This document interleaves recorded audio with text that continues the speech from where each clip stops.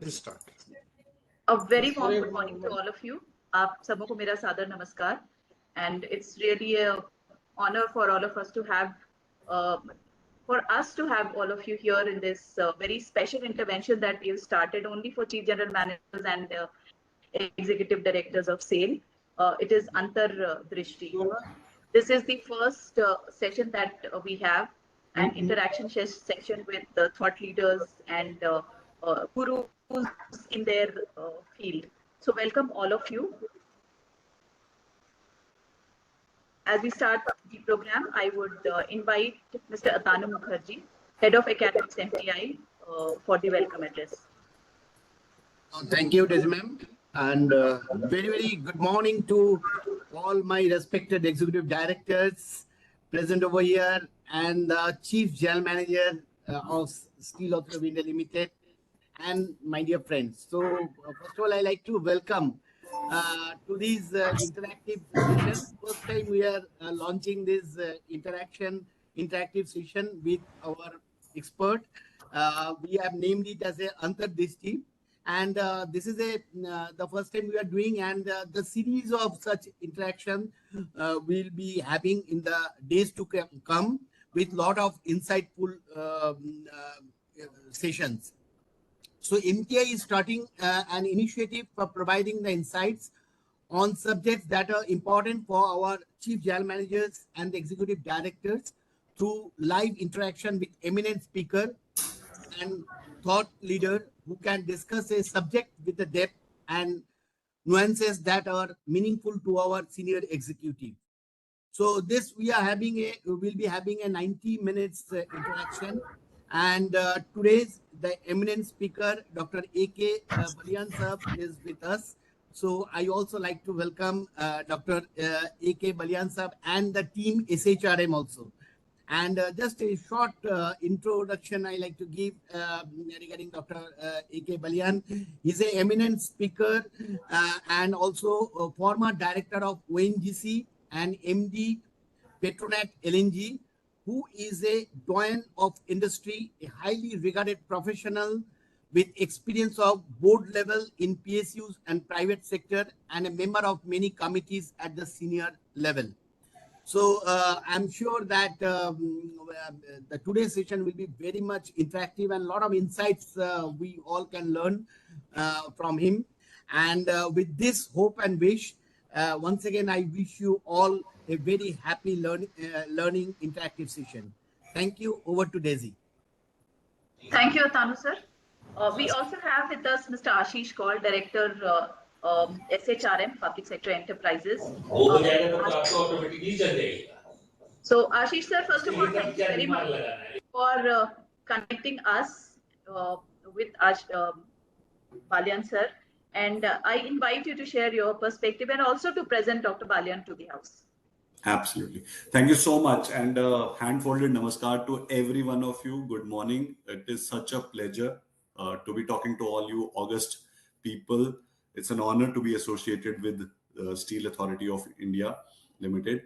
There have been some key shifts that are happening, as we see, we are at a very civilizational cusp in the world right now. I'm sure a lot of you would have, heard the Prime Minister. You would have also seen it in your business, and you would have heard a lot that is happening.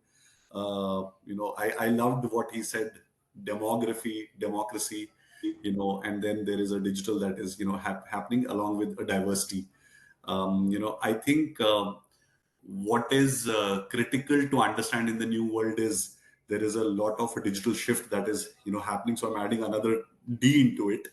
And along with our work in across PSUs, we are seeing that there is a demography, youngsters joining us, our customers changing, our products changing. There is this new energy that each PSU is going out and competing in the open market. And I think what better example than a Steel Authority of India Limited, to showcase that. I personally take a huge pride when we go to the market and tell them that we are associated with an organization that has really competed in the open market and is doing really, really well. And of course, there's a huge scope for improvement as well. I think in that parameter, one of the key things that happens in the current world is about developing leaders for tomorrow, about bringing in a dividend from our demography, which is the youngsters who will take this country and the organization to the next level. And I was so happy when I heard that SAIL was starting this program project of Antar Drishti, because in the current context, believe me, every day I feel like there is so much yet to learn. Only a few years back, we were very gaga about analytics and the impact it would have, and now I get to know that AI can do all क्या that. दबाया? All that I have learned in the last couple of years, देख रही थी कहाँ से करूं? which puts me out of which puts me out of sync. Therefore, what we started to do was to also research a lot about what is currently critical for a leadership level like yours. And our research, along with a research with a lot of other sources, told us that as we go further, executive presence, which is about how people perceive us to be as a leader, is going to be equally important. Not only is that skill important in the professional life, it is becoming equally important in our personal lives as well. People don't have time. There is a paucity of attention. Therefore, how we come across to people, how we come across to customers, employees, potential partners becomes equally important. And with the inflow of, say, Netflix, YouTube, digital, people are bringing up their own perceptions. And therefore, how do we remain, um, you know, uh, how do we remain contemporary in those times is something that is very important for us to figure out. Of course, nobody better than a Dr. Balyan to talk about it. And I've had the fortune of knowing him at least for the last couple of years, maybe 3+ years, and also been blessed to work closely with him. And I am saying it with all honesty, not because he's here. I haven't come across anybody who would be able to talk about executive presence or showcase that the way that he does. Uh, Started off with his educational kind of a career in chemistry, and then also went to IIT for his MTech, where he talked about modern methods of chemical analysis. He is also a doctor of philosophy on polymer chemistry from Meersburg, uh, for Germany. I honestly am not able to even pronounce the name of the institute that he has, done it from. And also then, as we talked about his stints across organizations, of which, clearly the big stint was in OIN, at OIN GC, where he started off as a chemist and to go on to even become a director of HR. I particularly personally love that movement because hardcore technical person, if comes into the human side at a senior level, that can do wonders. And of course, the kind of work that ONGC does is absolutely a reflection of that. In his later, kind of a career, he also became the MD for Petronet LNG. And then for a good amount of time, he was also the CEO oil and gas for a Reliance Group. Along with that, he's also a chairman and a director at a Carmine Energy, Singapore, and is a known face when it comes to public speaking, thoughtful leadership, and strategy making around PSUs and around a lot of private companies that we do.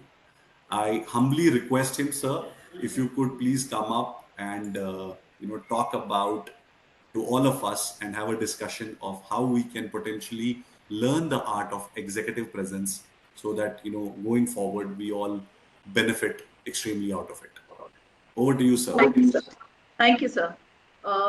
And as Ashish sir, you rightly put in, it is a world of just a click away for everything and anything, including knowledge. So it becomes all the more difficult for leaders to connect and to present themselves. Uh, while we are at this topic, I would now like to invite Sanjay Dhar sir to set the context and also tell us why we are here. What is it that we look forward to when we are coming up with interactions like these, in which we have Dr. Balyan as our esteemed speaker. Sanjay sir, I invite you for the setting the context.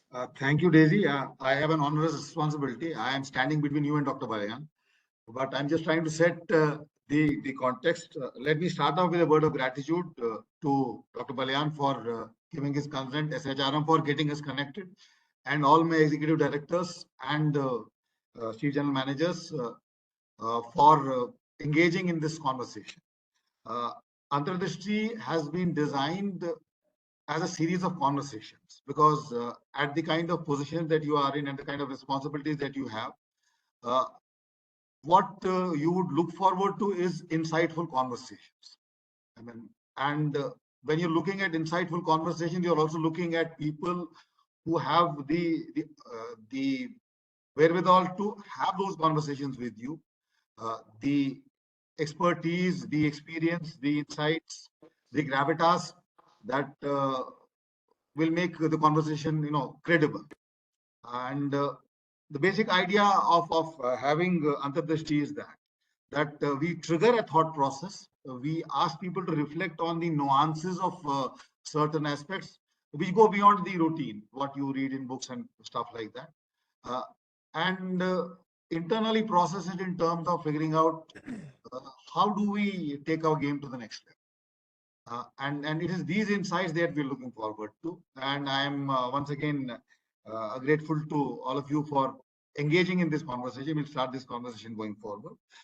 Again, to set the focus for the conversations, because I understand we are all hard pressed for time and we really have to balance a lot of priorities, especially our eminent speakers. I mean, it's not easy to get them to interact, even though they love it, but they have competing demands on their time. So let's appreciate that.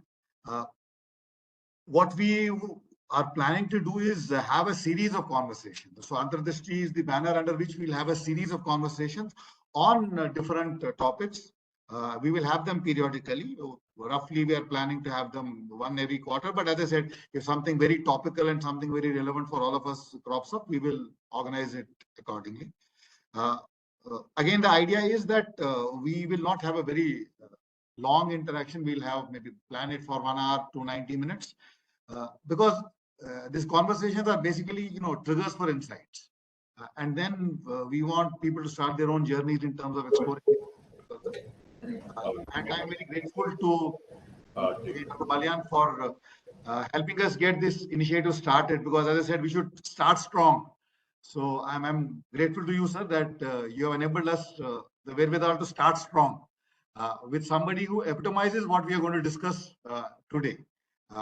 We picked up executive presence as the topic because that is a very critical and a very nuanced and misunderstood quality of leadership that people really have to get their handle on.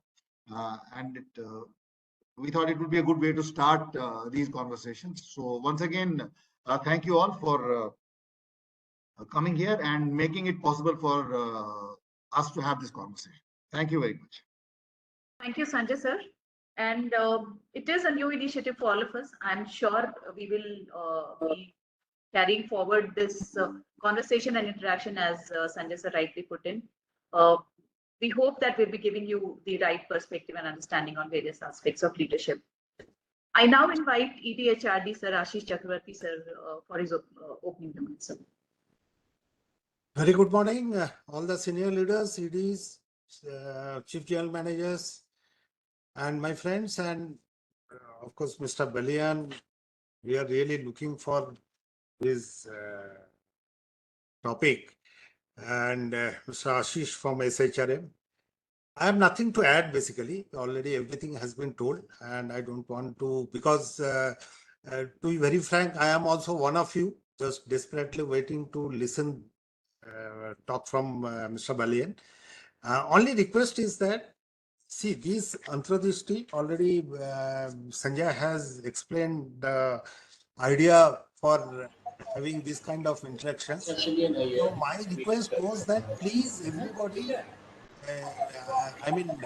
must find out your times to attend these programs, because we are now picking up the subjects which will really help to understanding of ourselves for in line of developing ourselves as a leader. So this is all related issues with respect to the leadership and self-development. We'll be touching one by one. So I request that please avail this platform whenever we'll come out of the discussion topics. And this time the topic is very important and pertaining to the present scenario, because we have to make the in our presence felt to the environment. So this is a very apt topic we have choose that executive presence. So I really welcome Balyan sir, and I express my sincere gratitude that yes, he has accepted our invitation for delivery, and also Mr. Ashish from SHRM, so that we can make it more meaningful. So I want to stop here because time is short. So I again thank you all for joining with us, and I request that please keep in touch with us and this Antardrishti program a successful platform. Thank you. Thank you, sir. Yes, as you rightly said, everything and every moment for us is a learning journey. And everything that we pick up, look at, self-introspect, try and find out as a learning point, adds to our growth as leaders in any aspect or at any level that we are. Thank you very much, sir. I now invite our speaker for today, Dr. Balyan, for the session. So we will have this 1 hour session. I now invite you for your session, sir.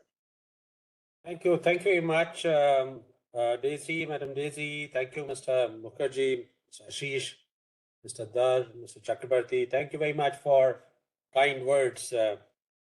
It's a challenge for me to really come up to the expectation for all the participants, but I'll try my best. A very warm welcome to all the participants, all the leaders, I should say, in this program. And compliments to all of you, dear participants, for being identified by the organization to really lead this organization further to a further height. So that's wonderful. That goes undisputed that all of you have done so well and have been identified. I must thank SAIL and compliment the management of SAIL, particularly Mr. K.K. Singh, the Director Personnel, for really driving such initiatives in the organizations. Very well thought. And I'm sure this is going to add value to not only the organization, to each one of you also, to be becoming a next level leader in the organization. And I think here the focus comes on how do you add value to yourself so that that value in turn is added to the organization. And that's the point, that you need to really focus on that. I must compliment the Ranchi team there for organizing this program Antardrishti, and with a focus on executive presence, a very interesting topic, very important topic as well. I'd like to thank Shram and SAIL for giving me an opportunity actually to interact with such a wonderful leadership team of SAIL. So what I'm going to do is I'm going to have a structured presentation sometime. Few of the things may be repetition to you. You may be knowing many things of that, but idea is to really remind you on some of the aspects which are very important. Link it with SAIL, link it with the performance of the SAIL, and focus would be making you aware on the important aspects that you need to focus to be more effective leader in your business, in today's business environment, which is very kind of a dynamic environment. So I'll have try to take out about 20 minutes or so for interactions. So I think and question answers there, but I'll have to rush through this thing. If we spill over of time, I would request that we may be given some 10-15 minutes more time on that. So I'll start, with your permission. I'll start straight away my presentation. Hello. I hope you are able to see this. Ajay? It's visible, sir. Yeah. So we'll be talking about leadership a lot. How do you make yourself future ready, and also focus on the own growth.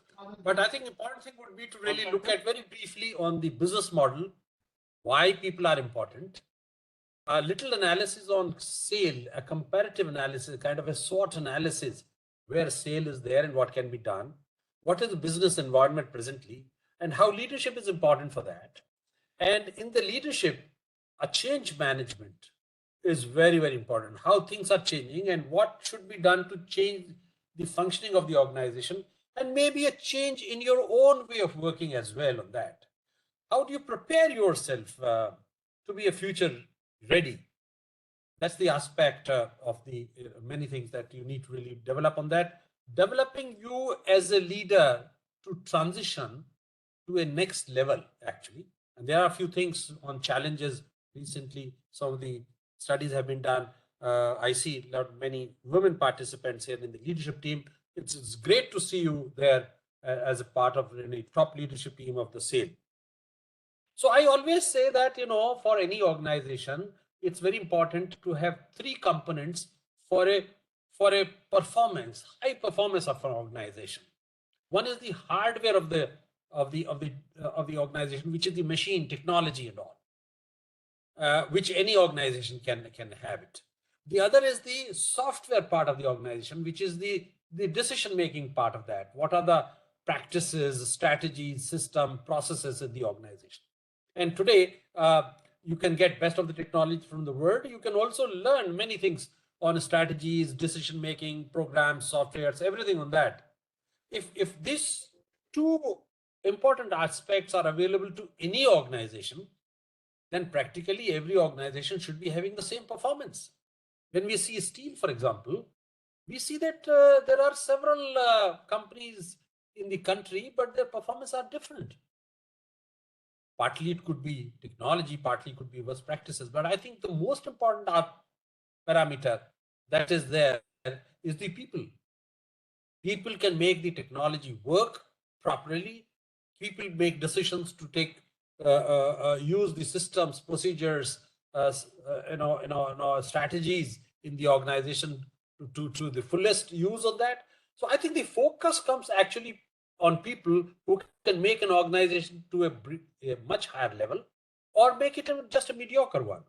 So I think the first point I want to drive is that all of you as leader need to focus your own team, your own people, and see how they are doing it. Are they really capable of doing it? Is there anything lacking there? Undertake that analysis, and the leaders would be coming, future leaders would be coming from your team, from your people. So that's very important. And all those organizations which invest and focus on people, having people-centric policies, systems, procedures, have always been performing much better than their competitors. So it's very important to really focus on human capital. And very recently, Dave Ulrich, the management guru of the world, well known, came here in launch of the book of Leaders in the Making in the country, and he talked about that human resources, three components: the talent, the leadership, and the organization. And what kind of people you need, what kind of leadership that is there, how the organization is structured to make decisions. All this is called human capability.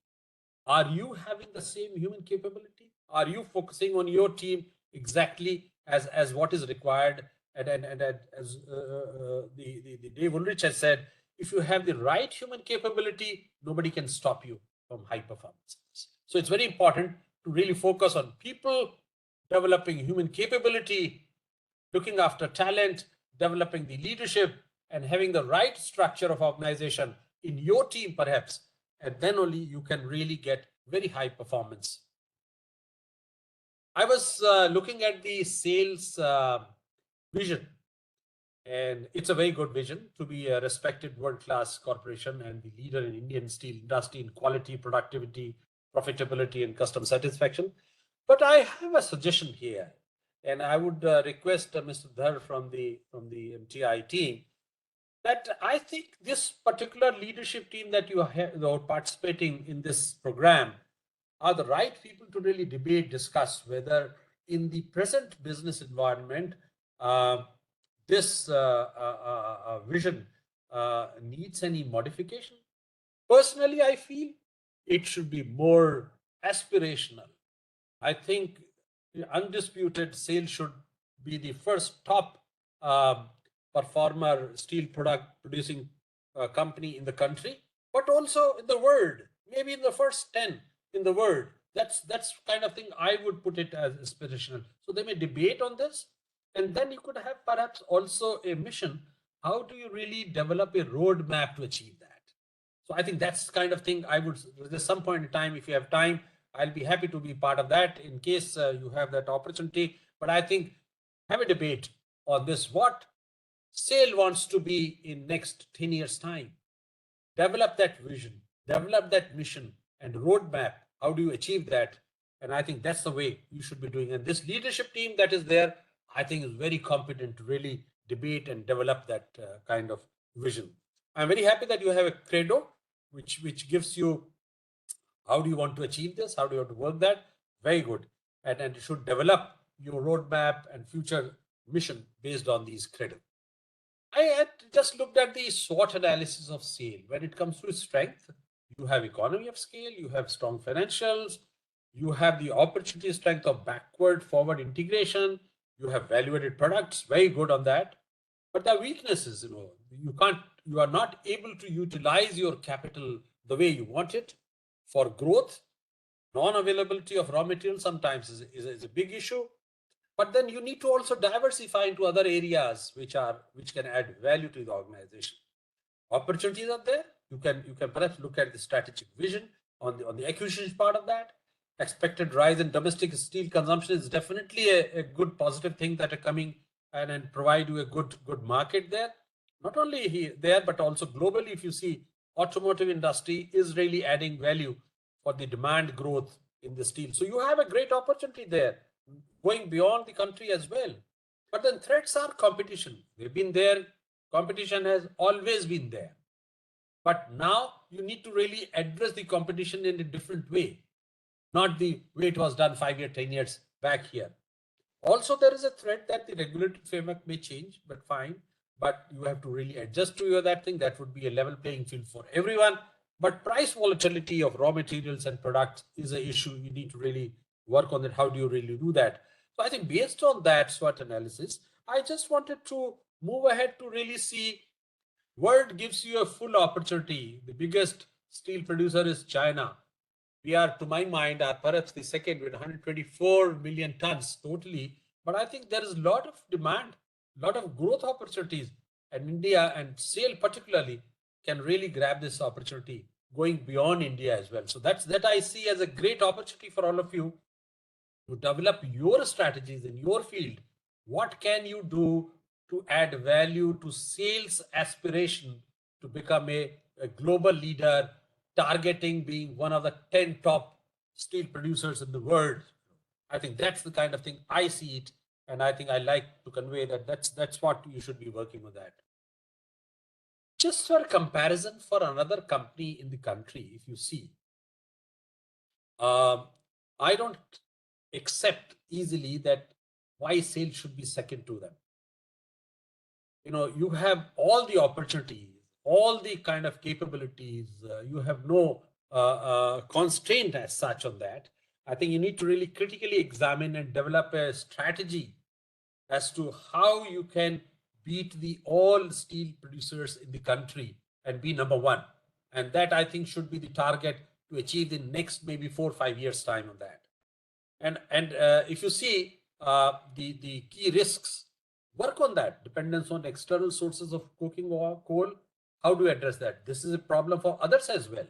How you can do it better, address that. Aging employee force and high manpower cost. I think these are the area which is within the organization. And I think you should debate that. How do we address this issue on that? And this this leadership team can really spend some time on these kind of competitive advantages as also risks to develop a strategy that you think would be right in coming time for the Tata. For this, the competitive growth and sales. I think you all know this, so I need not really spend time on that. But then it's important to really see where sale stays. You must do a SWOT analysis, and we are talking about SWOT analysis. I'll come to you on the individual SWOT analysis as well on that, and we'll discuss with this as time. So let's talk about work business environment. We all know that today the business environment is very, very complex, very dynamic, changing. We have tried to define some people call it VUCA, volatile, uncertain, very complex, very ambitious. Others, RUPT, rapid, unpredictable, so many changes happening, paradoxical, tangled. Some people call it BANI. It is brittle, anxious, makes other anxious. It is non-linear. There's no growth which is linear. Everything is non-linear and incomprehensible. In fact, very recently, Ramcharan, the management group, came and he talked about the business environment, and he talked about that this period of business environment has come into structural changes, and these structural changes are going to stay for a long time. Number two, he emphasized on predicting future. Now, this is one thing which I think organization should take focus on that. In sale also, how do you predict future? Is there any mechanism within the organization to predict future? Have you tried to develop people who have capabilities, who can do a lot of trend analysis? And these days you can apply artificial intelligence and so many other tools to really be able to develop trends. I know in oil gas sector, Shell used to have for years, for decades, a scenario building exercises where they would build scenarios to the extent that they would say, in a scenario, if there is something else, energy source comes in which is much cheaper than oil, what company would do? Will they run out of the business? And with those scenarios, they would also develop action plan so that if something really happens in that direction, the company and the team was very well equipped to take decisions, steps to counter that. So I think that the important thing in these days, in this kind of business environment, and I would recommend strongly for sale to really think about how do you develop people, at least a group, who can think about and develop that capabilities of predicting future. If not predicting, at least developing some kind of scenarios, and then keep the organization ready. If this happens, what could be done on that? And that would be very interesting and very good to take on the other competitors on that. Ramcharan also said that there are two ways of really coming out of this business environment. One is that you let it business environment call the shots and you just play what the business environment does. The other would be take these challenges head on. You need to fight it out. So prepare yourself. That's the one I think he's recommending. And I would also say that this is a wonderful suggestion. All these changes in the future would be there. Complexities would be there. Unpredictable things would be there. Non-linear growth would be there. But you need to have people who are comfortable to work under these challenging environment. The challenge is how do you develop your people who are comfortable and have the capacity to work under these changing environment, challenging environment, and take these challenges head on. You need leadership, new leadership for that.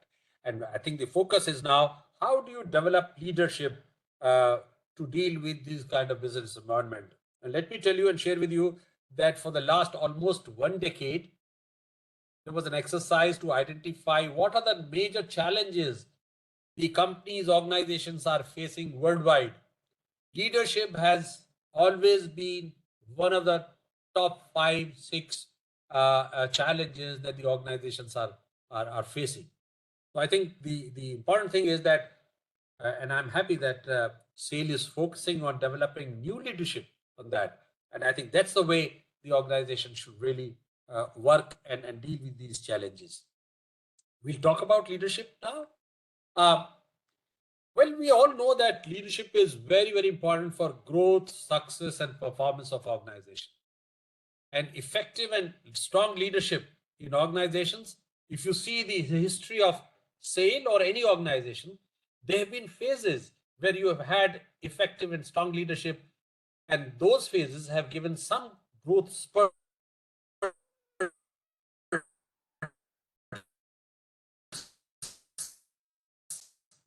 for the organization.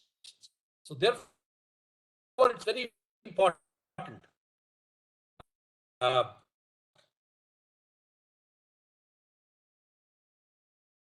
And what the leadership does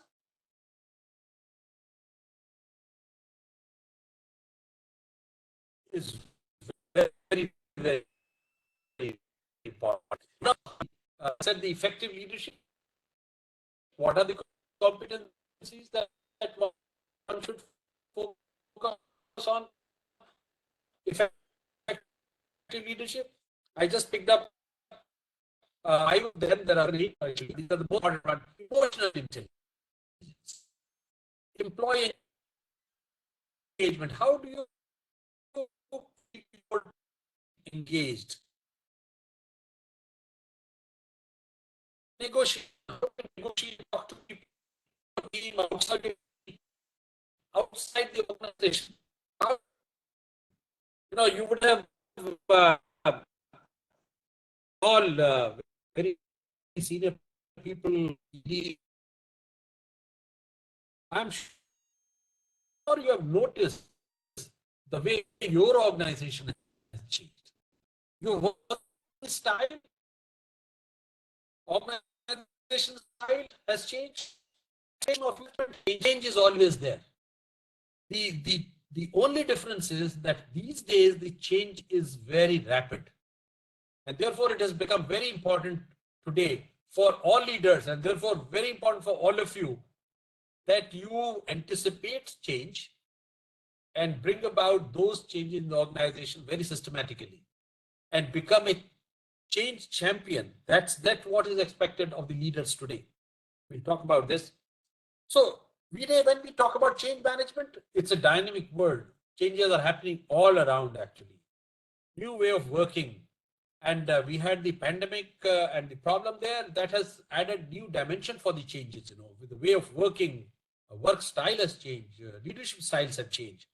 Customers' needs have changed, their aspirations have changed, regulatory and statutory frameworks have changed, competitive environments have changed, even business rules have changed. Way of working has changed. So these are fundamental structural changes, what Ramcharan says there. If these things are changing, can you expect that you would continue to work in the same way as you were working 5 years, 7 years back? No, naturally not. What has changed in you? Have you changed or not? Please undertake a SWOT analysis of your own. Change in nature of work, workplace, workmen, the way of doing work has changed. So the decision-making structure of organization also need to change. It must be driven by technology, latest technology. You should have a predictive way of this thing. You should have process systems which are resilient. Agility has become an important competency today for taking quick decision, quick response to any changed environment, change aspect of the business. If you delay it, it means cost. It means you're losing your competitiveness in that. So how strong and quick your response is to a change is very important. Speed of decision making. I know many of the organizations, keep on waiting for that. It is a board decision. No. How do you really practice empowerment to speed up the decision? It's very important within your domain. Have you given adequate empowerment or not? Delegated the powers or not? And have your people, your team member used it actually, this thing? I can cite one example. In ONGC, it was a commission earlier as a government organization, 100% government organization as a commission, drilling a well. And if a decision is required to deepen a well by 100 meters, that time that empowerment was not there. The decision had to go to the parliament, to the government, to the ministry. And how can operations depend on such a thing? In today's environment, this empowerment is with the drilling in charge at the site, he can invest technology, he can invest, have the financial powers, the administrative powers, and everything to see that the operations do not suffer. So this really adds up on the speed of decision making and performance of the organization. I hope that you take cognizance of that and see that your team has adequate delegation of powers, empowerment, and they also use it. You know, normal organizations, and I see within the organization as well, several departments keep on working processes, systems, and they say, I'm doing fine. Why there is a need of change? And over a period of time, these processes, systems become redundant, and therefore they become sort of non-competitive on that. So I see this as one organization that has to look after the balance, that you're doing well, fine, your financials are okay, you are having quarterly results, half yearly results, annual report, all right, but that should not give you complacency. You should keep on saying what has changed, and those systems, procedures, processes which have become redundant should be removed selectively, and new systems should be brought in. That is why you create innovation. So this is kind of in the Indian mythology, Brahma, Vishnu, Mahesh, that preserve fine, which is good, identify which is redundant, outdated, is not adding value, destruct that. And when you do that, then only you can innovate with a new process, system, and all. So these business models, the way you are working, are perishable.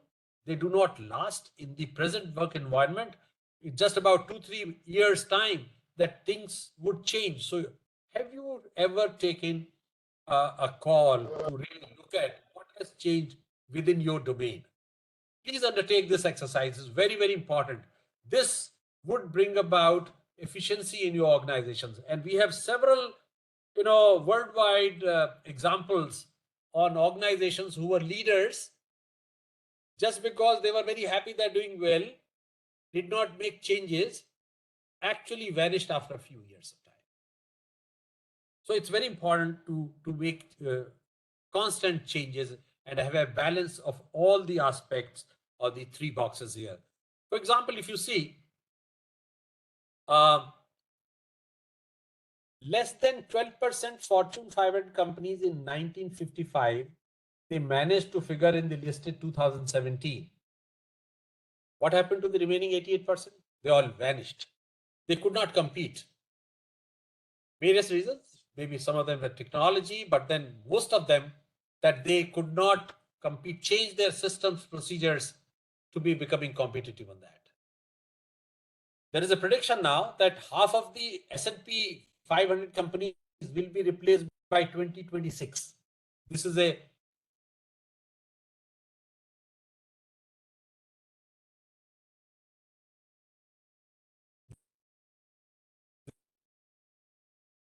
trend analysis on this.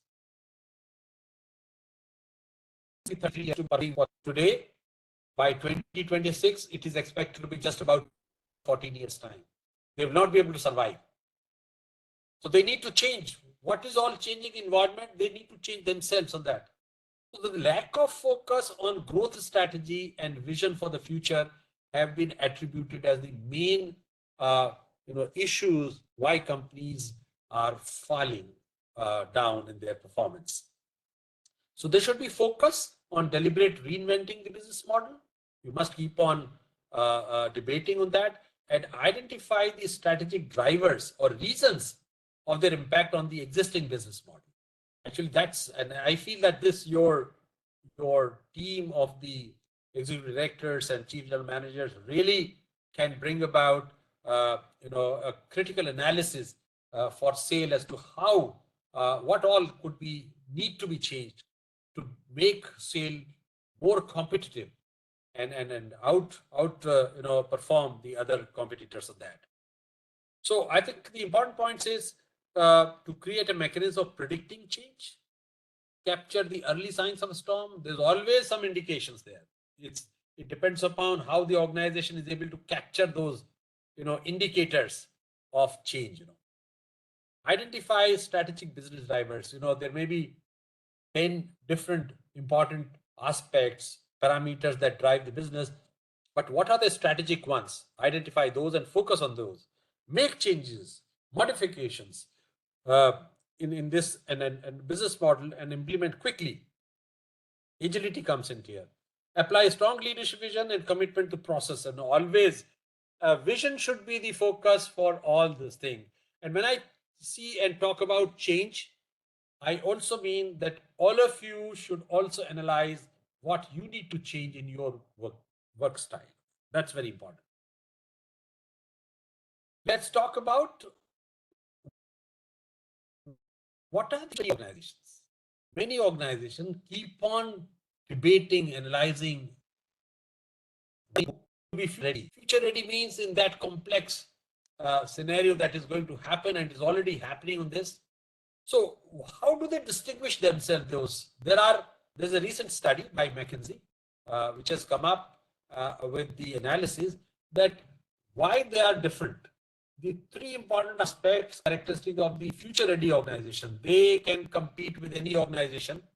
They operate and with focus on speed and simplicity. Keep the business model simple. Speed of responding. Number two, that they grow by scaling up their ability to learn and innovate. So they remove all that what is redundant. They destruct, remove that which are not adding value, and bring in new ways of working with that, innovate that.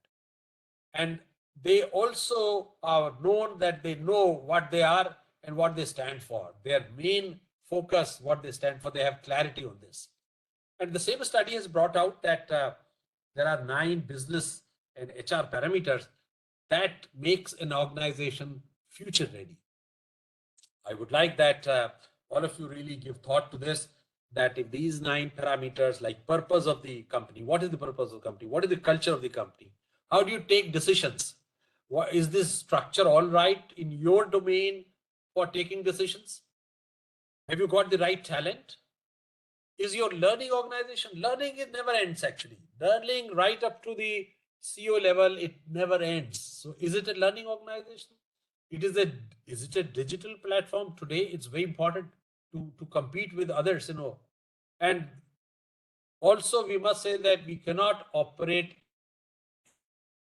in isolation. Organization can be to be working in isolation. They need to really collaborate. So what is your collaborative style and ecosystem right fit for your organization? I think if you focus on these 9 parameters, come out with some kind of strategy to make SAIL a future ready organization. That's very important. Work on that. Let's talk about executive presence, and then how do you really develop yourself? Executive presence was there developed by Sylvia and Hewlett.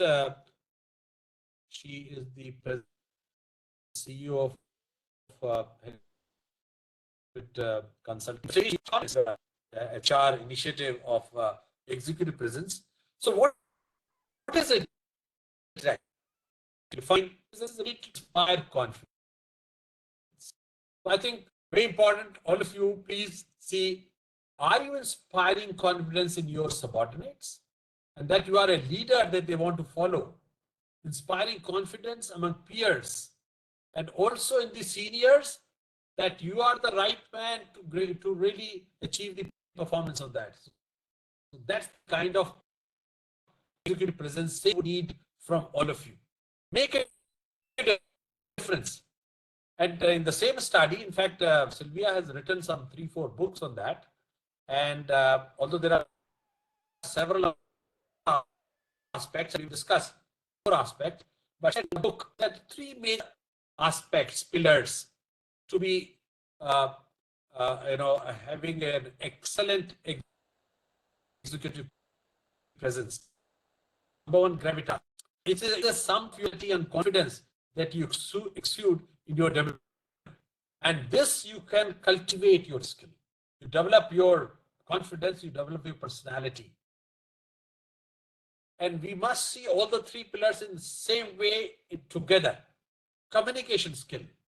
Now, this is very important. We'll discuss something or more on communication skill. It is, key part is that you have to listen also. We have a problem in listening. We actually listen what we want to listen, but not with the purpose of understanding it. So I think to be an effective communicator, we want to be a consensus and based on facts, figures.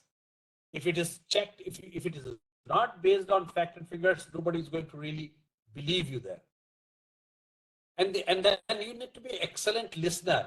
I remember to tell you, share with you, I was, we all have MSG groups in our organizations. I was head of the MSG group reporting to the chairman of the company.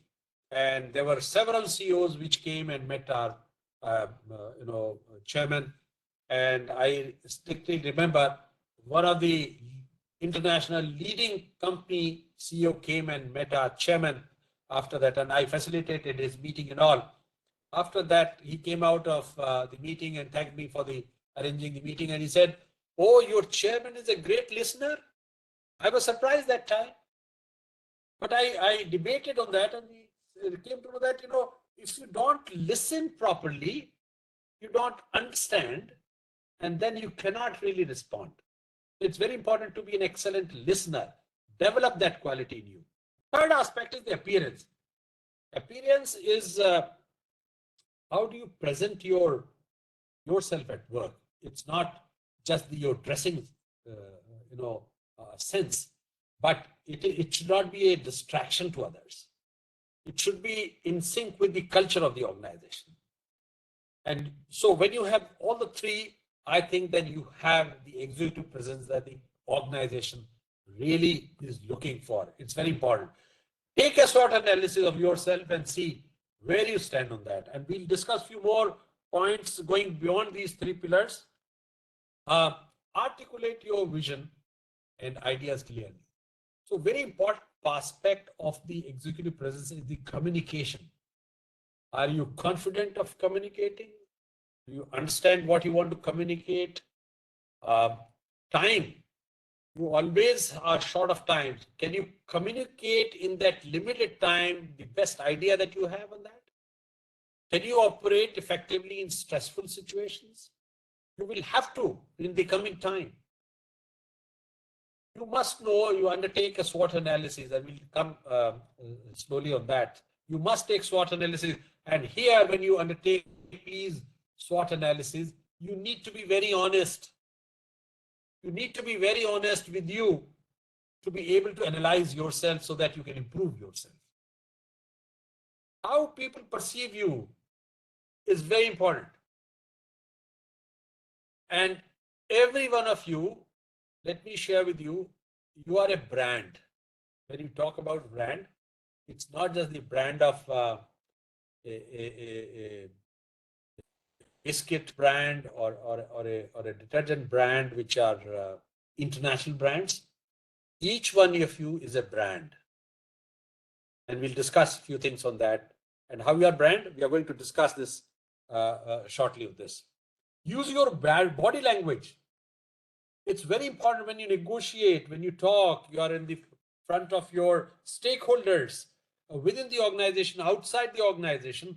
How do you speak there? Your body language communicates much more than what you really speak on that. Calmness is one thing under stressful situation which gives you more confidence. Confidence not only to you, but to all your stakeholders as well. And lastly, invest on yourself. How much time do you spend on yourself? We'll come to that. It's very important that you invest yourself to develop yourself with the executive presence. It's very, very important, and you can do it. You can do it very well. So what are the future areas that you need to focus on that? You will be dealing with uncertainties in coming time. Take it from you. You cannot have clear, calm, and quiet, this thing, oh, this is going to be trend like this for years. No. So how do you deal with the uncertainty? You need to be extrovert. You need to talk to people. You should be aware of the external environment. What's all happening outside in your own domain, whether it is finance or production or a technology or HR. You need to really know what's all happening in the environment. You need to be unruffled. These are changes that are going to happen. You must be having more risk assessment capability. Wow, how big is the risk? How to overcome these risks?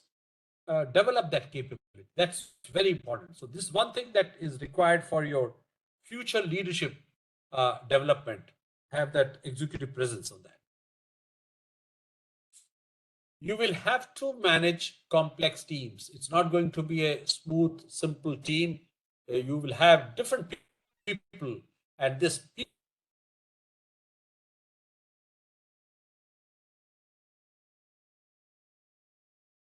management to my mind is going to be very, very important in coming time for all. You should come to people. You should share thoughts. If you are not able to connect, and negotiating ability within the team is very important on that. We can talk many things on negotiating, but I'm broadly saying, how do you, within your team, negotiate on what will be done by each of the members, how to do it, what would be the system process, and come to a conclusion, a team conclusion. Communicating and influencing, that's very, very important. And I think here the focus is on ability to communicate effectively under different situations, ability to articulate and create an impact on the audience. I think that's very, very important on this. And that is what is expected of you as the leader. The decision should not be seen as your own decisions. It should be seen as a developed by the team. And we all know in the management that a decision taking by a group of good people is always better than a decision taken by an individual. This is a management proven system. So on communication, I would say that influencing people is very important. And I would say influencing transition to winfluencing. You win. So how do you do that? So influencing I define as the positive use of power, the potential, or the capacity to affect others. It is a gentle skill for positive long-term results. I think you should work on influencing. Influencing is one of the important things that all of you are required to really show. And we know this thing that everything we say or don't say or do or don't do, are or not, that modifies, affect, changes someone else's behavior, thought, action is the influence actually. So from influencing, my suggestion is that you should transition to influencing, that is getting others to agree. So what all you need to focus on? Get them to like you. So talk in the language that others understand, would listen to you. You should dress well, appropriate, I would say. And we saw that one of the pillars was appearance. So you should be seen as a good executive, appropriately dressed, speaks in a language which the others understand. Third, you should be cheerful, positive, and smiling. These are simple things actually. You can practice this and you can see anywhere. If you are cheerful, positive, smiling, appropriately dressed, speak the language what others understand, they will all come to you for challenges, for advice, for guidance, everything. Speak in language that you are comfortable in.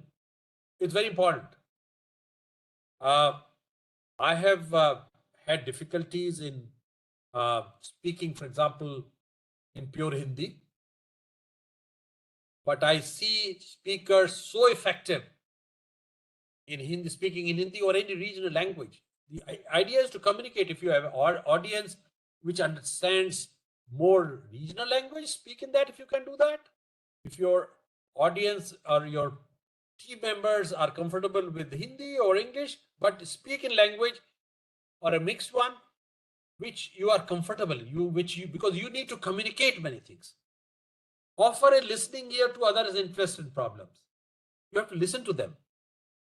And my dear colleagues, you must all note that command and control era of administration in the organization is long gone. This does not bring that kind of thing. It only breeds distrust and hostility in long run. So it's very important. Influencing is good, but transition to my mind to next stage, call it influencing, and that you should practice on that. Body language, just a thing. This is actually a book written by a FBI agent in US, was a bestseller. And he said that body language is much more effective than what you speak sometimes. You would agree that in many of the meetings, if you keep quiet and just say, is much more effective than actually speaking loudly many things on that. So how do you really respond? Facial expressions, your body movements, your gestures, eye contact, touch, and space that you keep. These are part of the body languages. And I think it is part of your personality that you need to build up to be able to communicate more effectively. So that's the purpose here. Managing business using analytics. This is another competency that you all have to do that. You need to develop as an entrepreneur. If you are the owner of sale, what decision will you take? Digitize, institutionalize metrics, analytics based on data trends only you can take decisions. Apply latest tools, technologies, business data. Are you really doing in your work on that? Many places people are hesitant to use this digitization or AI or analytics and all, but this has to be done. There's no other way out. And you will find that these are so useful to you, and in any area, whether it is finance, where the expenditure is having more, why it is having more, where you can cut down, where you can have more savings, your analytics will do that. And your ability to take decisions and convey based on analytics would be very, very important on that. And you can deliver good results on that. So this is one competency. Your future, being future leader, would be required as an executive presence. You would require these competencies there. Management of change and work environment is very important, as I said, and we discussed that you should be seen as bringing out change.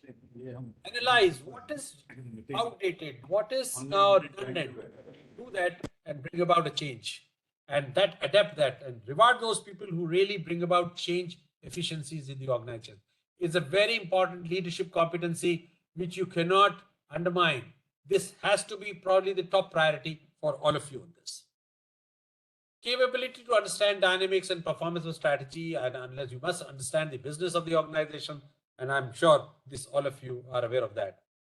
Quick decision making. As I said, agility is becoming so important aspect for all of you, for all organizations, to respond to a change. Whether it's a government, whether it's your customer, your vendor, you can't keep them waiting for that. Agility has become, and it adds value to your organization in decision making. Use and promote technology, last one, and we all know that without technology, we can't think of competing. And as a leaders on that, we must work for the best technology that is appropriate, not only in your domain, but in the organization as such. It's very important. Now let's come, we're talking about that you're all brand. Now, in your organization, as you have grown to these leadership, your peers, your seniors perceive you as a person with some characteristics. And you should try to find out what is your brand. We talk people, oh, Mr. Gupta is so quick in response. Or Mr. Singh, you can depend on him. Oh, that fellow is at all not, is very lazy, he doesn't come there. These are branding. Are you conscious of your brand? Do you know how you are perceived as a brand? You should work very actively on developing your brand. That's how the organization also would like to have you as a brand for certain characteristics. That's very important. So how do you do that? You must try to understand your drivers. Are you good at work? You are quick. You are very attentive. Your response, you are agile. You are very, very dependable. These are your drivers. Work on those drivers. Work on your leadership styles. Communication methods is very important. How do you communicate? And again, as I said, most people do not listen with the intent of understand. They listen with the intent to reply. So develop that intent, that capability of carefully listening and for the purpose of understanding it. There's always a attempt to selective attention, selective perception, selective retention. There are many things on communication. I'll not go into detail right now, but I want to sensitize you. Communication is so important. And when you communicate, please listen to first. And regulate your actions, your feelings and thought. You need to be very calm. And if you are calm, you can take better decisions, even under demanding and stressful situations on that. If you get agitated, you will fight out. That's not the way a leader should be, responding to the environment. You should also have a better networking team with the members, as also a network with the seniors and peers also to take guidance and to guide them. You should be seen as a productive, contributing and dependable employee. Are you being seen like that? What is it that you need to change that and start working that people perceive you as productive? Do people perceive you as leader? That is one thing that you must question yourself and try to have a very honest SWOT analysis of your own. That's very important in this. Now, I'm sure that all of you are competent and are definitely candidates for the top leadership position in the board. But you must understand there are many things that are important for leaders like you to be able to have the right fit. First thing, the top leader positions are critical. These positions are vital for long-term for organization, health and performance on that. So they're very, very clear about what they're looking for. Successful, forward-looking organizations have well-defined practices, policies of succession planning and leadership development. And this program is really part of that. So I think we are right on the track on this. As per some survey, we got to know that 87% of the organizations do not believe that they have future leaders. As I said, that leadership has always been an issue. So a large number of organizations feel that they do not have those kind of leaders in the organization to fill the critical roles. I think this aspect should be noted. All of you need to really focus on developing yourself. What are the key critical areas, strategies, how you can really add value to that? At the same time, that survey also brought out that 46% organizations identify lack of future leaders as a top concern. They don't have leaders on that.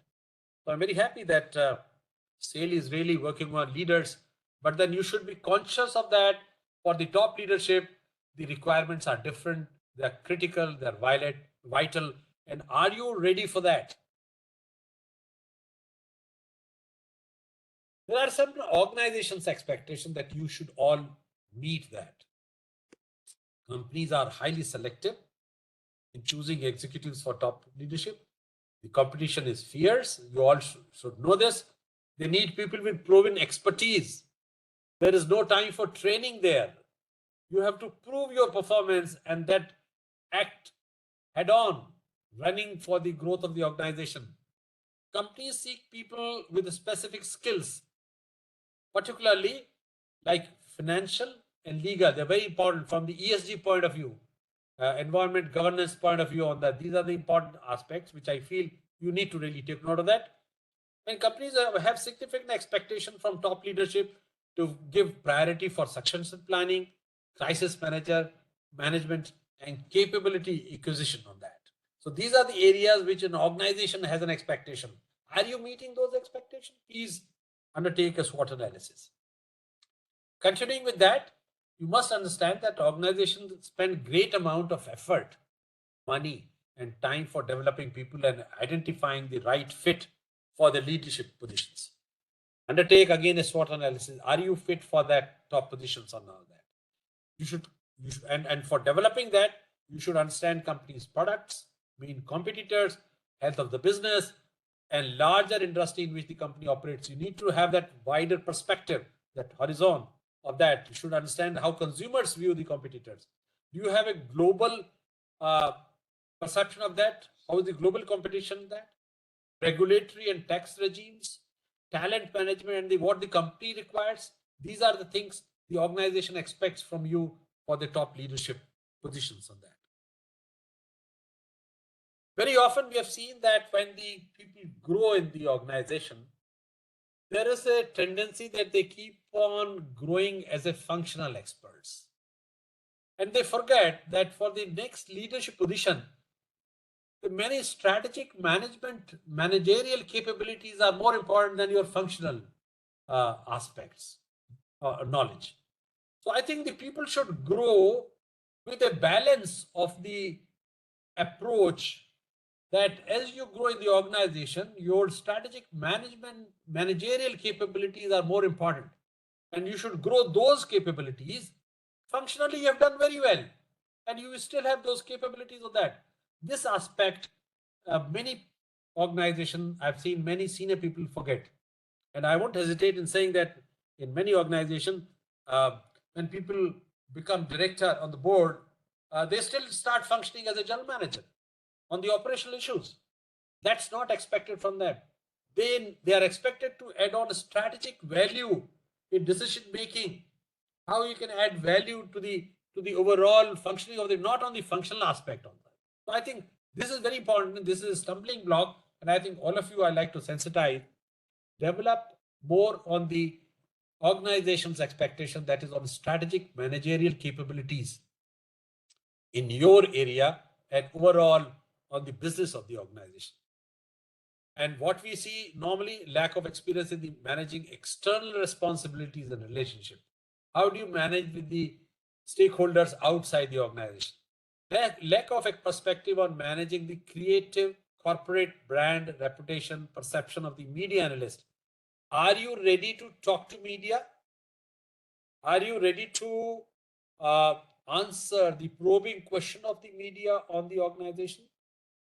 Products, functioning, work on that.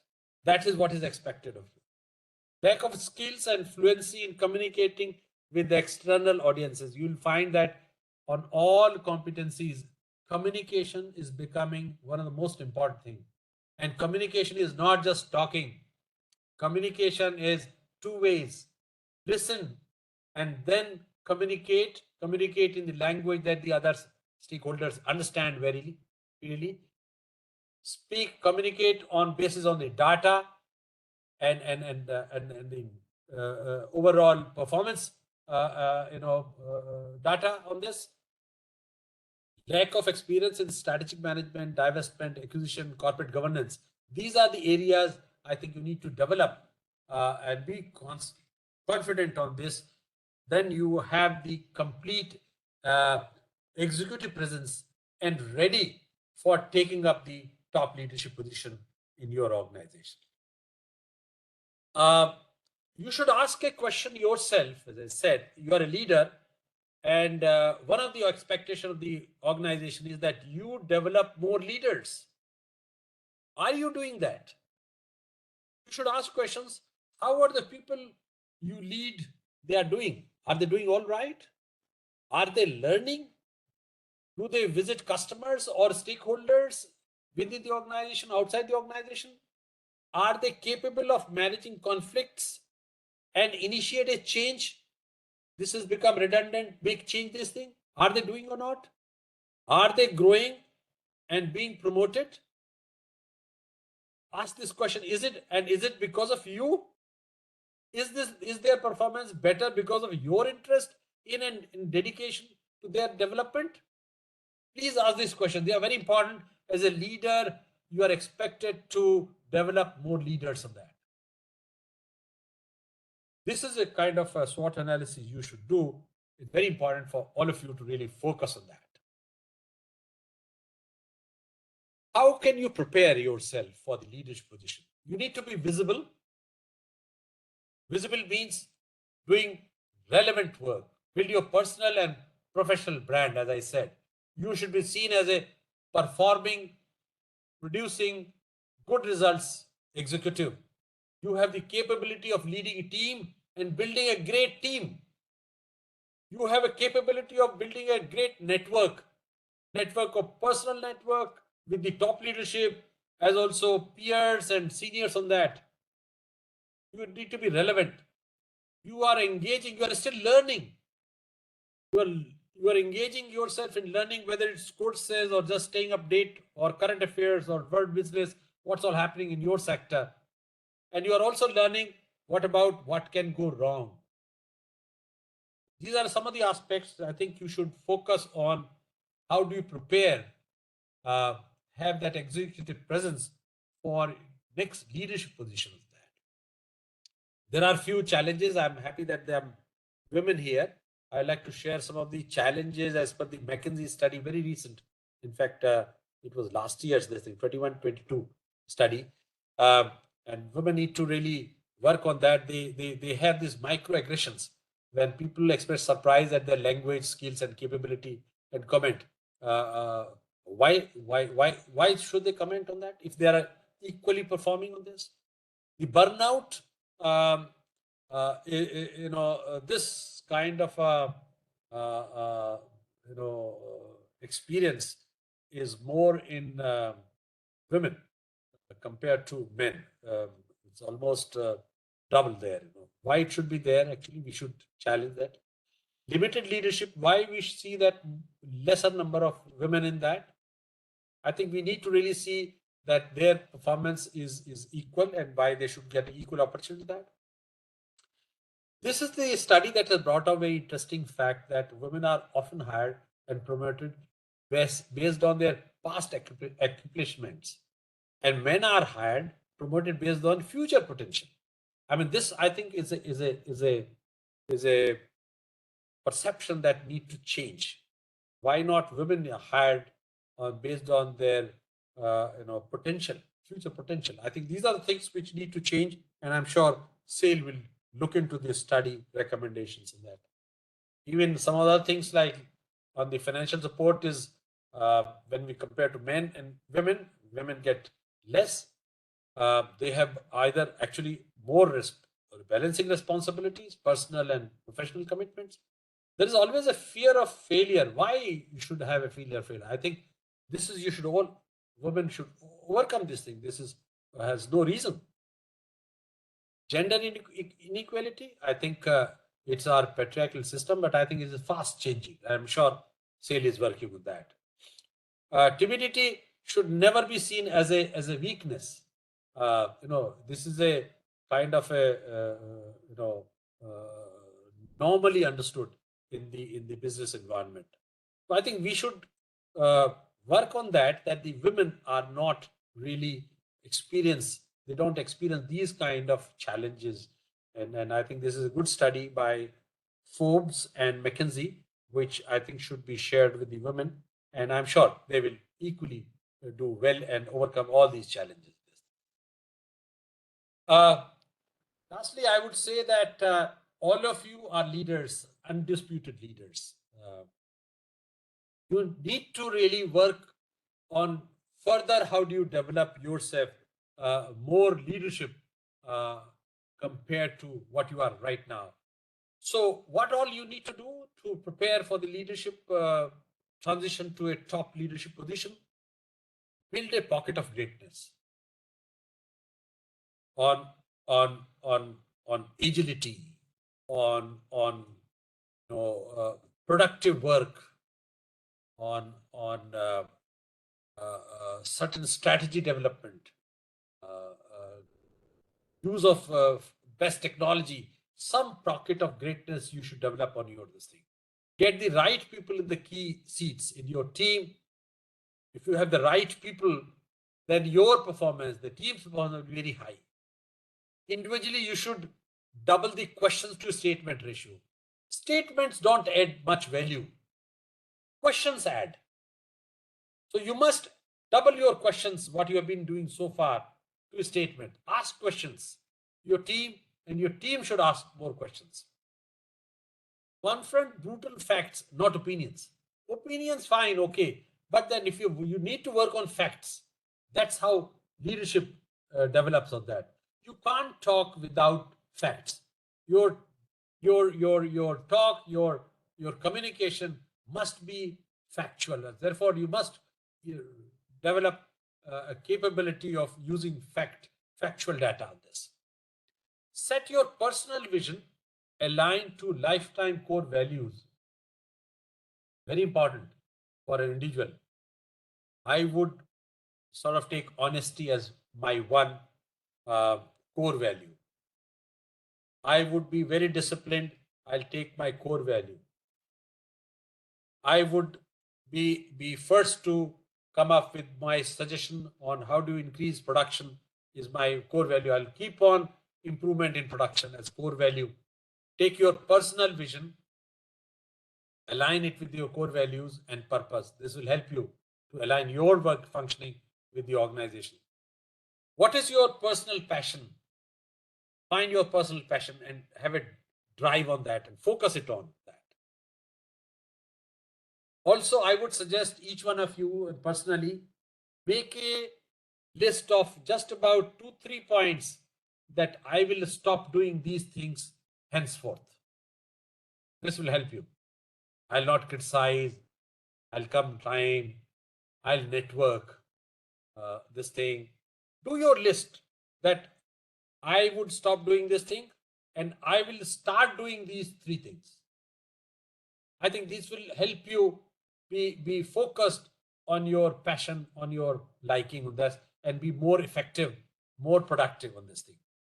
And there should not be more than 3 priorities. I mean, this is very important actually. So I think do a list of what you will stop doing, do a list what you will start doing it. It's very important. It will help you really focus on those priorities. And lastly, colleagues, I like to ask you maybe later on some of the question answers on that. How much time do you spend on yourself? And when I say yourself, it is always a good that in a week's time or in 10 days time, spend half an hour sitting quietly and analyzing your 10 days work and critical analyze honestly what you could have done better in a way, what you could have avoided, what you could have done new thing. I think when you spend time with you, honestly, you come up with your own capability that you could have done this better. It is always helps you in developing yourself. So spend your time quietly, think and learn with yourself. Many of you must be doing meditation and all. Keep doing that. I'm not talking about meditation. I'm talking about quiet SWOT analysis of you as a person. And please analyze that what you should stop doing it. That's not a good way of doing it. What you should do it, what could have done better, and what you should do in future, and adopt those things. It helps you in developing yourself as a better leader, better capable, effective leader, and maybe more contributing to the organizations. If you are contributing effective in your own work, you are contributing effective in the organization. You must always also link your work where it is adding value to the organization. You should have a direct connect that, yes, in this area, I have added value and I can add more value in this. So that kind of connect with the organization, alignment with the organization is very, very important. And I think all these the executive presence that you see, we feel that if you adopt few of these competencies, we are working, adopt those works, you could be much more effective leader, much more liked leader, and organization would like you to take up higher responsibilities and develop more effective teams, performing teams in future. We also would like to see all of you as just not the leaders at the work. I think we like you to be a total leader, and a total leader would be a leader at work, doing extensive well, leader at home, leader itself, what we discussed right now. You must be leader, and also leader in the community. This is the total leadership on that. And I'm sure if you are honest, leader to yourself, you can be a total leader. If you're honest to yourself, you can develop, hone up all your skills with the executive presence requirement, be a much effective leader in future of that. There are many things that we can talk about personality, but I think I'll limit it to right now here, and we'll have perhaps more time for discussion. Thank you very much for attention, and thank you very much, Mr. Dar, for giving me the opportunity. I'll stop here.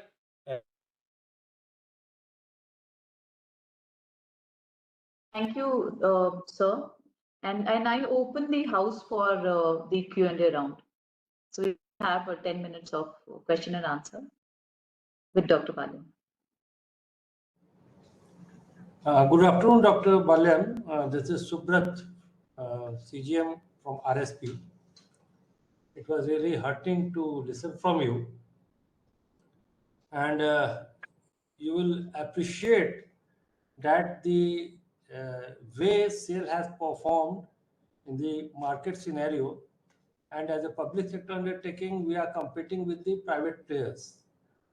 And we have done well, we will say, but not what we have expected because of government regulations and Government of India guidelines. The decision making is not in line what the private sectors take in a very short span. But we have done well, and the insight that you have given, it will help us.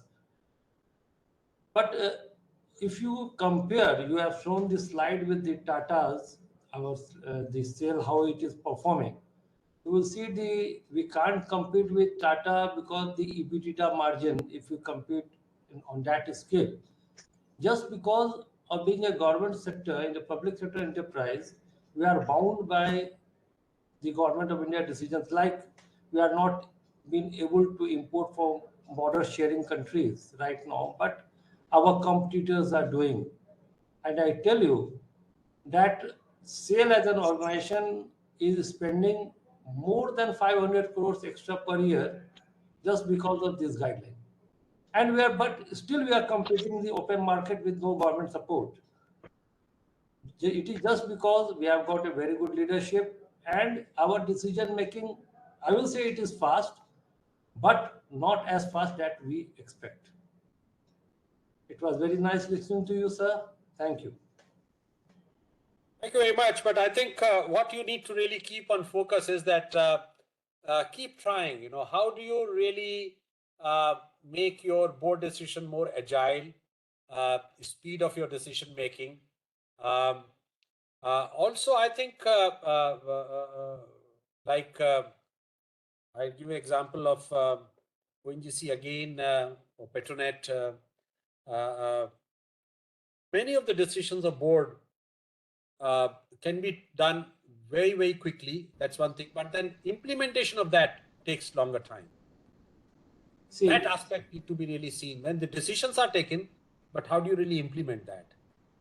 Also, when it comes to really sourcing from future, I think you'll have to develop strategies, and I'm sure SAIL is doing that, on how do you really go out of the way and compete others.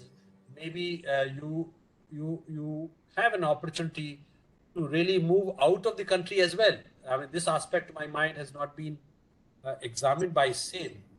But I think why not? I mean, we see companies moving out to different countries and grabbing those opportunities there. ONGC, was exploring initially only within the country.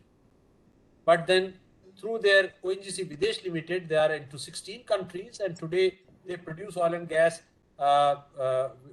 Compared to ONGC, they are the second largest producers of that. So I think look at opportunities, keep on that analysis going on. That's my point is, do not let it go that we can't, and accept this, that we can't compete with this, and you give away that desire to fight. I think that desire to come, and that would come from vision. If you have your vision clear that you want to achieve #1 position in the country in another 5 years, 7 years, 10 years, that should keep on driving. To my mind, that's what aspiration, the organization really work on that. But I take your point, the PSUs have to operate under certain domain. We are guided by certain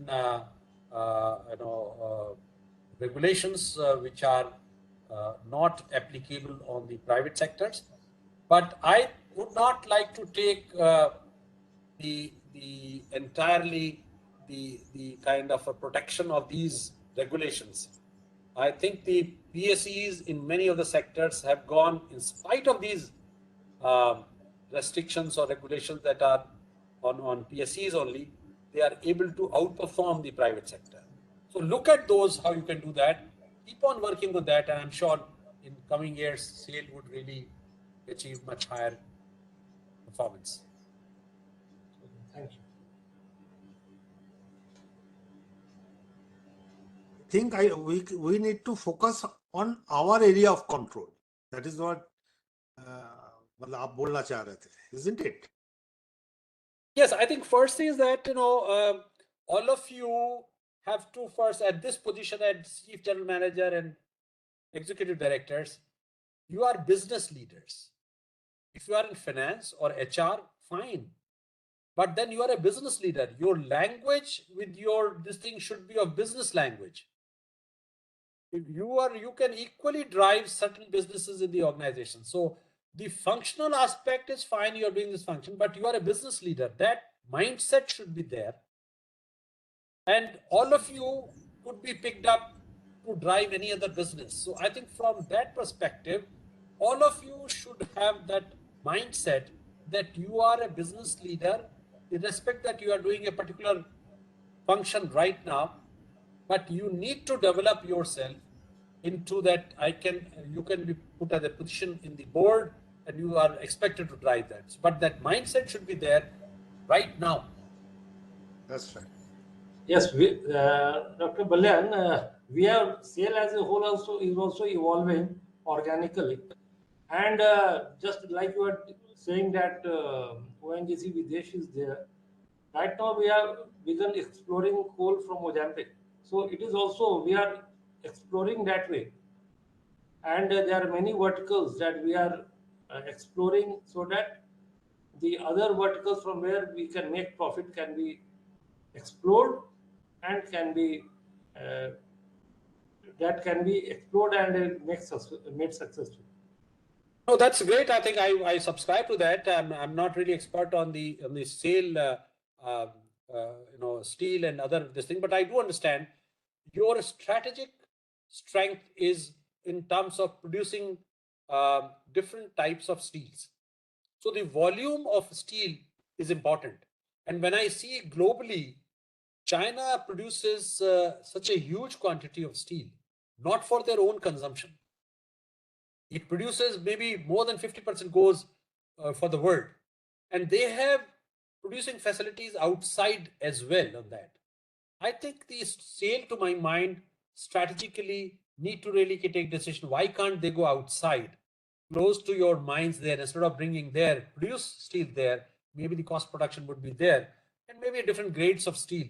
I think those kind of strategic thinking, I think need to be really debated more. And I think you as a group here, and I would strongly suggest, Mr. Dhar, make a syndicate on few important topics. And I really like that. And out of the almost about 100 odd people, make maybe 5-6 important topics, critical themes for the organization, and let them debate and give them very concrete, maybe just 5 slides on what they recommend. Number one, for example, why can't the volumes can be created if SAIL goes abroad? Why can't SAIL acquire 2 small companies outside and grow differently? Why can't they have a joint venture with any other company in some other ex-country?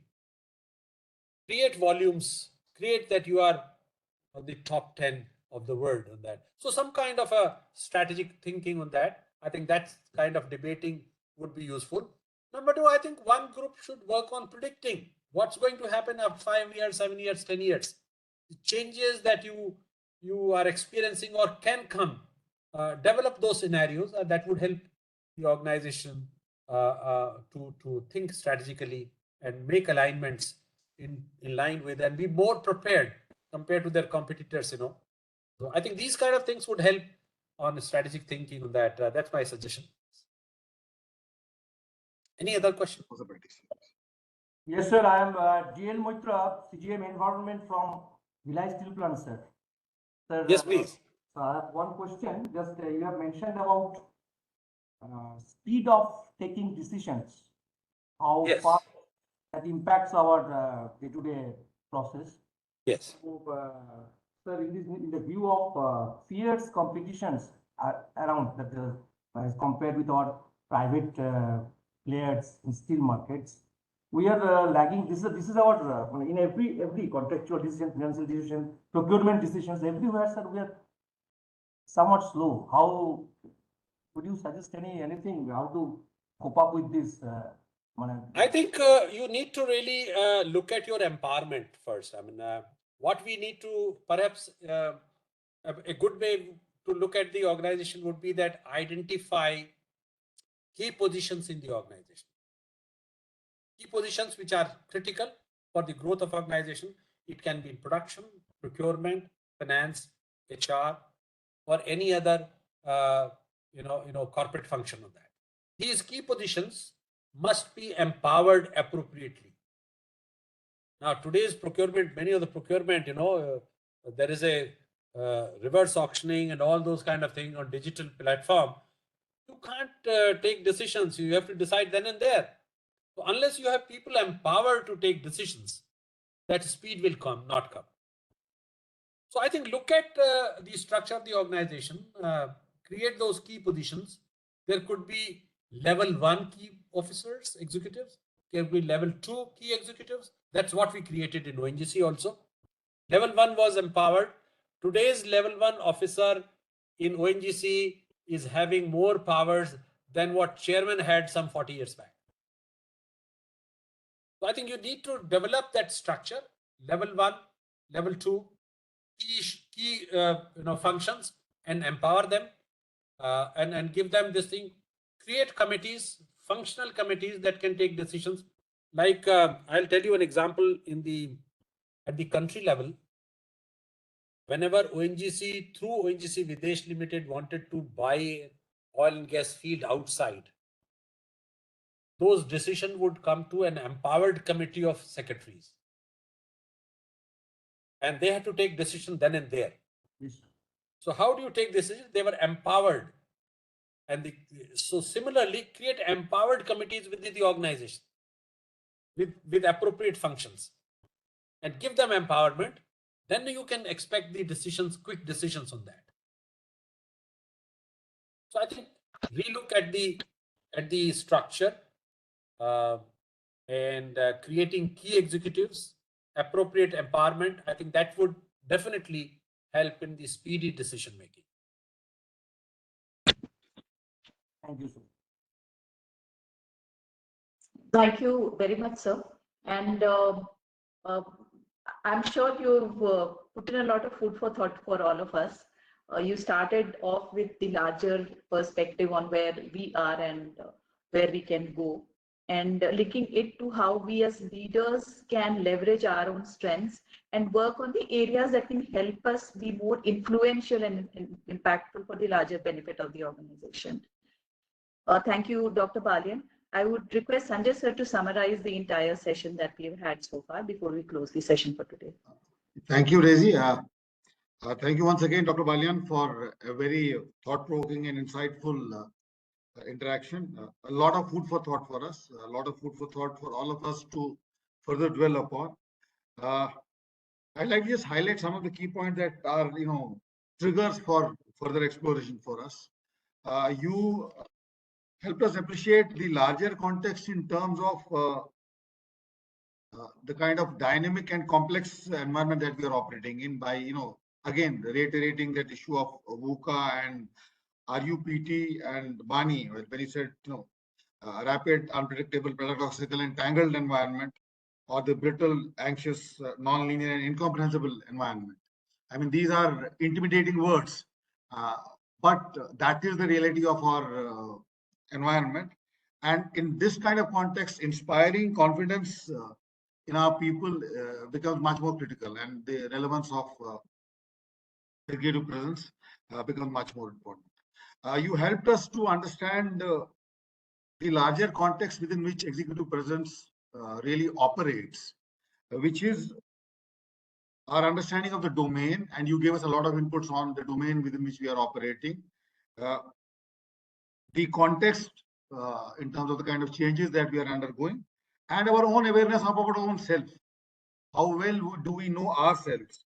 And you highlighted that issue of building your own unique brand. I think that's a good takeaway for us in terms of what do we stand for? What are those core values within us that we use as a pivot to engage with the world and communicate to them? And it is in this context that you also discussed about authenticity, because again, that authenticity will come from our core values, because what we say and what we project is what we are. And you also highlighted the importance of communication as engaging, not just about speaking, but also listening properly and listening to understand. So how do you actually connect and then respond rather than react? You also highlighted the importance of spending time on ourselves, because when we are talking about the domain and context itself, maybe we are not spending enough time to understand our own self in terms of our own core drivers, because these are the drivers of our brand and the fulcrum of executive excellence. There's also an aspect of managing complexity and pressures and stress, which becomes a very important part of executive presence. And you gave us a very interesting insight about not accepting limitations within our context. I think the response to the query about limitations of public sector and your experiences of ONGC Videsh are again a reminder to us that we are within a context, but we are not slaves of our context. And executive presence is about changing the context through your behaviors, through your response to the context. You gave us some very good ideas on that. You also gave us some good ideas on what we can do organizationally to develop the executive presence of more of our people by really getting them in those positions where their best comes to the core. And you talked about brainstorming, thinking out of the box ideas, and getting groups of people to work on. And the idea about empowering people. That core concept went beyond the committee part. The beautiful idea that you shared was that the next generation of leaders, you are empowering them to operate on a plane which you was not available to you, but you are creating that platform for them. I mean, this thought is something very empowering for all of us, and I'm sure our organization is also looking at all those things. And you discussed with us about how leadership competencies for the future are more about emotional intelligence and engagement and negotiation, because the days of command and control are over. I mean, we really have to engage with context which is not really in our control, and it's much more dynamic. A lot of food for thought. I'm sure there are a lot of things that our people will reflect upon. I'd like to share that, to help you further in the explorations, we have created a forum on Yabigyan for Antardrishti, and more references and materials that will help you in your journey going forward will be made available there, including this recording with Dr. Balyan. I'm sure a lot of things we can, again, as I said, chew and digest upon.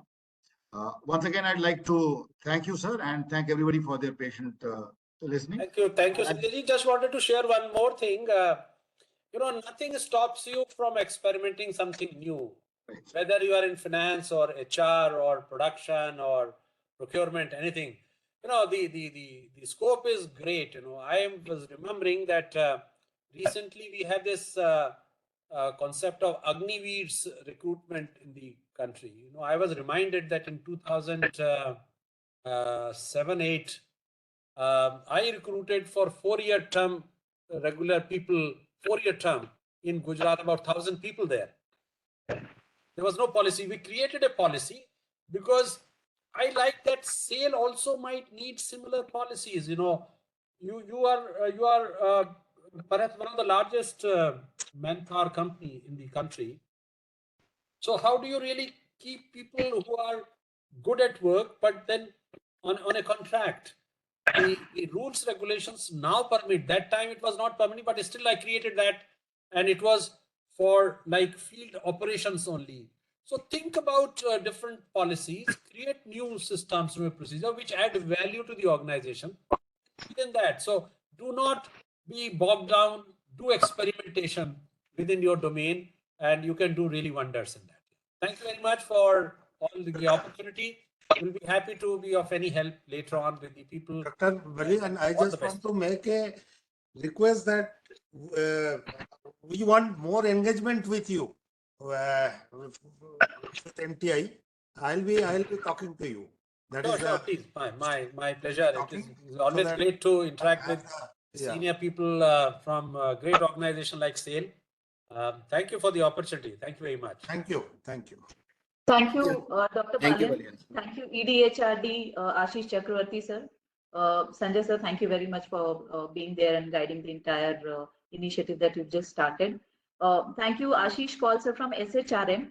And thank you, dear participants, all of you esteemed chief general managers and executive directors who've taken out time, listen to Dr. Balyan, and also I'm sure taken away things that would be nudges for your teams within also. So thank you all. I have pasted a couple of books that Dr. Balyan has shared, one by Sylvia Ann Hewlett, Executive Presence, the Missing Link Between Merit and Success, and the other one by the FBI agent, what everybody is saying, an executive and ex-FBI agent's point of view. So please check the chat. I've pasted it there. Thank you, Dr. Balyan, and dear participants, we'll meet you in another session. Thank you.